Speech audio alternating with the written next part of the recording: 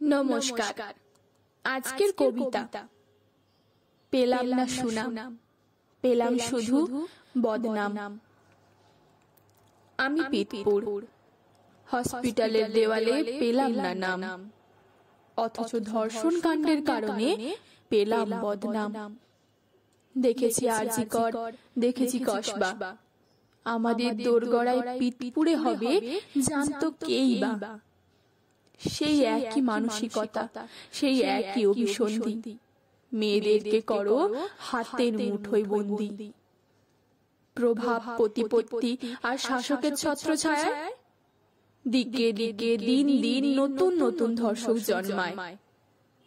আরজি কর, কসবা, আজ আবার পিতপুর। ভেবে পাই না এই জাল ছড়িয়ে আছে কত দূর। প্রশ্ন একটাই, আরজি কর কসবা কাণ্ডের দোষীরা যদি শাস্তি পেত, তাহলে কি পিতপুর কাণ্ড ঘটতো? যারা হসপিটালে স্বাস্থ্যকর্মী রূপে করে সেবাদান, সেই হসপিটালেই হরণ হচ্ছে তাদের স্বাভিমান।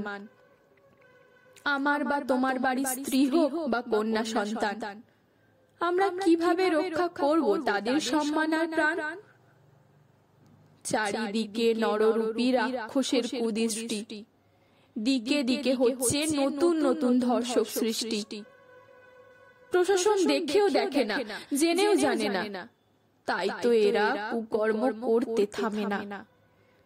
দেশে অন্যায়কারীরা পায় না কো শাস্তি, তাই তো এরা নারীর সম্মান নিয়ে করে মস্তি।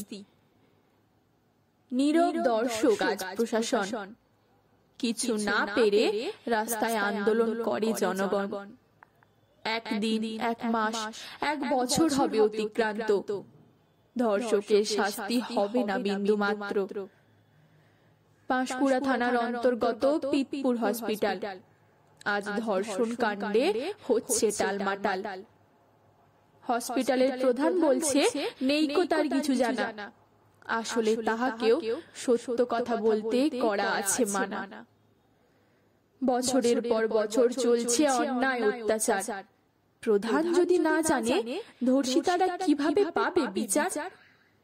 দেখিয়ে ভয় আর প্রমোশনের লোভ, বছরের পর বছর নররূপী রাক্ষসেরা করে চলেছে নারীর শরীর ভোগ। সামান্য মারুতি ড্রাইভার থেকে আজ ফ্যাসিলিটি ম্যানেজার, ভাবতে অবাক লাগে কত লম্বা হাত তার। গ্রামবাসীরা পেল না হসপিটালের দেওয়ালে গ্রামের নাম, পেল কেবল ধর্ষণ কাণ্ডের বদনাম। পিতপুর গ্রামে থেকেও হসপিটালে লেখা হয়েছিল পাঁশকুড়ার নাম। আজকে কেউ পাঁশকুড়ার নাম বলছে না, করছে কেবল পিতপুরের বদনাম। এই বছর প্রথম দুর্গাপূজা করছে গ্রামবাসী, এই ঘটনা কেড়ে নিয়েছে তাদের মুখের হাসি। দোষী শাস্তি পাবে কি পাবে না নেই তো কারো জানা, যেভাবে গ্রামের সম্মান গেল তা ফিরিয়ে যাবে কি আনা? পিতপুর গ্রামের সাধারণ জনগণ যারা, আজ এই প্রশ্নের উত্তর খুঁজছে তারা। আজ এমন ঘটনা যত্রতত্র ঘটে চলেছে অত্যন্ত নীরবে। ততদিন জানবে না কেউ যতদিন অত্যাচারিতরা অত্যাচার সইবে।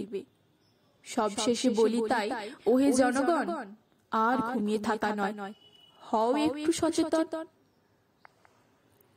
ধন্যবাদ, ভালো থাকবেন, ভালো রাখবেন।